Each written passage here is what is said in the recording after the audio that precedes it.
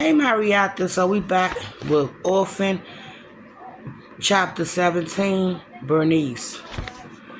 Bernice stood in the doorway of a stone colonial in an upper-class neighborhood on the north end of the city. At a loss for words, seeing the dark-haired boy wearing a yarmulke next to the white woman in the foyer had taken her by surprise, and she didn't even know what to say or do. If the boy were only visitor, why would he come to the door too?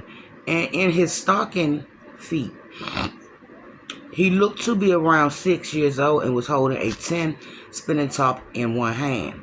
The woman in a stylish high waist dress, the color of peaches, stared at her, one manicured hand on the door, waiting to hear what she wanted. The boy stared too. I'm with the Red Cross, Bernice finally said, and I'm here collecting. Then she suddenly remembered the Red Cross had asked true American women to take in children orphans by the flu. That had to be why the boy was here. What other explanation could there be? She pulled herself together and gave the woman a warm smile. I'm sorry. I'm so used to I'm so used to saying the same thing over and over. I nearly forgot what I was here for. I already made a donation, the woman said, and no one is sick in our home. So I'm not sure why you're here either. Bernice glanced at the mailbox, desperate for a name. Graham, it said in a copper letter. I assure you, Miss Graham. Yes, the woman said. Well, it's a pleasure to meet you, Mrs. Graham. Please forgive me for the confusion. I visit so many houses and have repeated my speech so many times, it's become automatic. But I'm here today to thank you for taking such good care of this unfortunate child who found himself without a home during the flu. Mrs. Graham glanced down at the boy. Oh, she said. Well, sorry about the doc. Well, it's been no problem at all. He's been a delight. That's wonderful to hear, Bernice said. I'm glad it's been going so well. Your help has been very much appreciated. But the main reason I'm here is because I had some very good news. We found a member of the boy's family and they're willing to take him in. Mrs. Graham drew in a sharp breath, placing a hand over her middle as if suddenly ill. Oh my, she said, I see. Well, that's good news. But I have to say it's a bit of surprise. I didn't think it would happen so fast, if at all. She looked down at the boy again and gave him a warm smile. Did you hear that, Tobia? You're going to have a new home soon. The boy frowned and moved closer to her. When she lifted her gaze, and regarded Bernice again, regarded? Moisture glazed her eyes. I must ask how you met them. This person who claims to be his family. Of course, Bernie said, it is great. It's his great aunt. She's perfectly lovely, and she's looking forward to seeing him. Then why didn't she come with you? Bernice's cheeks grew warm. She hadn't expected to find a boy here, but she couldn't pass up the opportunity, and she thought she had handled it well.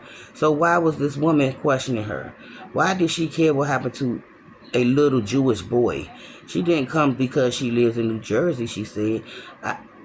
She didn't come. Let me change that. She didn't come because she lives in New Jersey, she said. I'll be taking him to her by train. When? Miss Graham said. Why? Now, of course, Bernice said. Tears welled in the rims of Miss Graham's eyes, reflecting the light from the late afternoon sun. But he's not ready, she said. I need time to pack his things, and that's fine, Bernice said. I'll wait. Miss Graham bit her lips and gazed down at the boy again, blinking back tears. He watched her with worried eyes. She kneeled in front of him and straightened his collar. Don't worry, she said. We'll talk about this, remember? We talked about this, remember? That you might have to leave someday, but you're going to be really brave, remember? The boy nodded. His chin started to tremble.